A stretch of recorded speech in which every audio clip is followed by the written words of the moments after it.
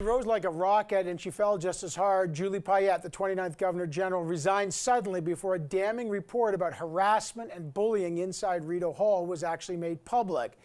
It's a stunning end to Julie Payette's career. She was a star in the truest sense, an astronaut, an engineer, a musician, fluent in 6 languages. When she was appointed to the job 3.5 years ago, the light beaming from her accomplishments blinded the Prime Minister, and so instead of vetting her properly, the Trudeau government bypassed a nonpartisan committee and recommended her to the Queen. They never found out about a series of allegations of harassment against Payette in her former jobs, such as at the Canadian Science Centre. It was clearly a mistaken appointment. So now what? When will this report about what went on inside Rideau Hall become public, and will a new Governor General actually be selected? Talk about all that and more. We're joined by the Intergovernmental Affairs Minister and the person overseeing that report, Dominic LeBlanc. Minister, always good to have you on the program. The public hasn't seen this report yet. You have. What words would you use to describe the culture inside Rideau Hall under Julie Payette? I think, Evan, it was a workplace that was clearly inappropriate. It was not a safe and secure workplace. We've seen words used that talk about a toxic or a poisonous workplace. The report painted a very stark picture, and those allegations were serious and they were wide-ranging. And the Prime Minister has said from the beginning that under no circumstance is such a workplace acceptable for any Canadian. And the women and men who work at Rideau Hall are doing an extraordinary job. I have the privilege of knowing some of them probably from when my father was there years ago. So we acted swiftly, and we had this independent review look at the workplace, and the Governor General submitted her resignation on Thursday. When will Canadians get to see this report for themselves? We will, of course, make public a version of the report once the lawyers at the Department of Justice review it in terms of privacy.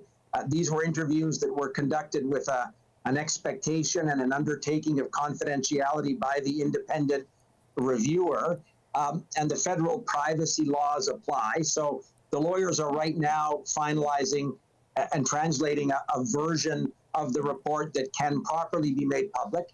And as soon as it's available in the coming days, I would expect that it's public. So we're not going to refuse to release the report. We're going to respect the law that protects these employees' privacy and release everything that we possibly can as quickly as we can, and it'll be in the next few days. Okay, so the public will be able to see this report with redacting the names and respecting privacy, see this report this week. How much did the report cost the government to make?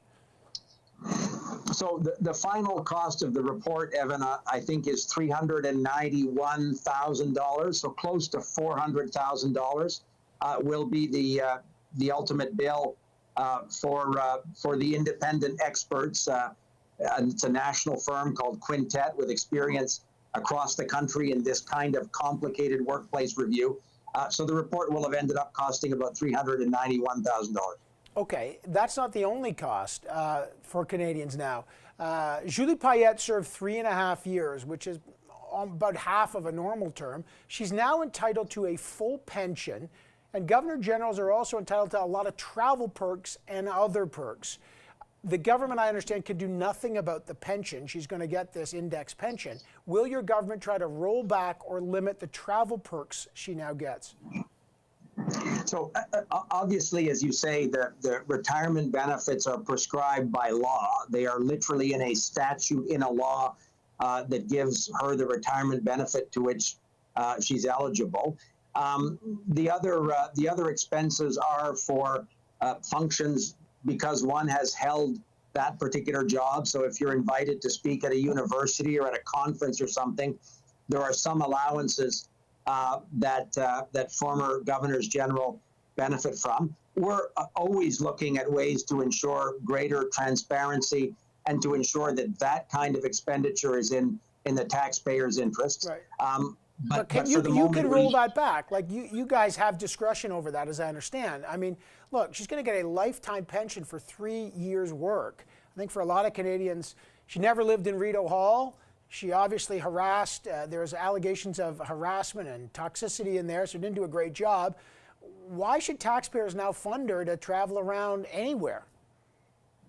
So, Evan, that's a very good question. She resigned a few days ago. We obviously are always interested in reviewing that kind of expenditure to ensure that it's appropriate, and my colleagues at the Treasury Board will be looking at that. But we haven't, in the hours that followed a resignation, looked at that kind of detail. But all of those things will be looked at. Your government bypassed that vice-regal selection committee that Stephen Harper set up, and she was just appointed. Clearly, there was a lot of red flags. Did your government fail to properly vet her? I know there was a vetting process. Clearly, it wasn't good enough. Did you fail to properly vet her? Well, as you said, obviously the vetting process with respect to this particular appointment was not ideal. It wasn't, in terms of rigor, what it should have been. So we're obviously reviewing all of the vetting processes that apply to federal appointments, not only a recommendation to Her Majesty for a Governor General, but any federal appointment. We need to double down now and ensure that all of the appropriate vetting is done. All right, I got to leave it there this morning. Minister LeBlanc, always great to have you on the program, sir. Thank you. Well, thank you, Evan. Have a great day.